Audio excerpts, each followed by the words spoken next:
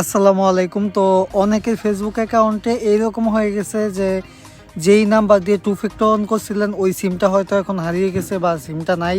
আবার অনেকে authentication app দিয়ে অন করছিলেন বা আপনার ফেসবুকটা কোনো কারণে লগ আউট হয়ে গেছে, তারপরে যখন লগ ইন করতে গেছেন দেখেন যে টু ফ্যাক্টরের কোড চায় বা অন্য ডিভাইস থেকে পারমিশন চায়। তো এইরকম সমস্যা যাদের আছে, আমি বললামই যে সিম হারিয়ে গেছে, পাসওয়ার্ড আছে আপনার কাছে কিন্তু টু ফ্যাক্টরের কোড চায়, ওই কোডটা আপনি দিতে পারতেছেন না। তো এইরকম সমস্যা থাকলে অবশ্যই স্ক্রিনের বাম সাইডে দেওয়া হোয়াটসঅ্যাপ নাম্বার যোগাযোগ করবেন, আপনাদের কাজগুলো করে দেওয়া হবে। আর তো একটি অ্যাকাউন্ট ঠিক করে দেখাবো এখানে।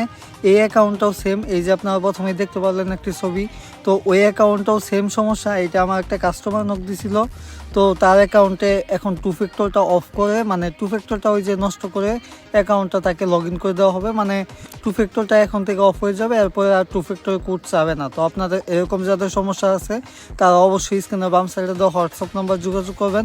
আপনারা দেখতে পাচ্ছেন এখানে আমি টু ফ্যাক্টরটা অফ করে দিতেছি, যে এখন যদি আমি ওকে দিই তাহলে উপরে লেখা দেখেন যে টু ফ্যাক্টর অথেন্টিকেশন অফ। আমি যদি এখন ওকেতে চাপ দিই তাহলে এইটা অ্যাকাউন্টটা লগ ইন হয়ে যাবে। তো এটা আপনারা নর্মালি পারবেন না, তো আমাদের মতো যারা কাজ করে তাদের থেকে আপনি ঠিক করে নিতে পারেন। এই সমস্যা আসলেও সমস্যা নাই, এইটাও ঠিক করা যাবে। তো এই ছিল আজকে ভিডিও, ধন্যবাদ এতক্ষণ ভিডিও দেখার জন্য। আর আপনাদের ফেসবুকে যে কোনো সমস্যার জন্য আপনারা অবশ্যই স্ক্রিনের বাম সাইডে দেওয়া হোয়াটসঅ্যাপ নাম্বার যোগাযোগ করবেন, আমাদের থেকে পেয়ে যাবেন সব ধরনের সার্ভিস অফ ফেসবুক।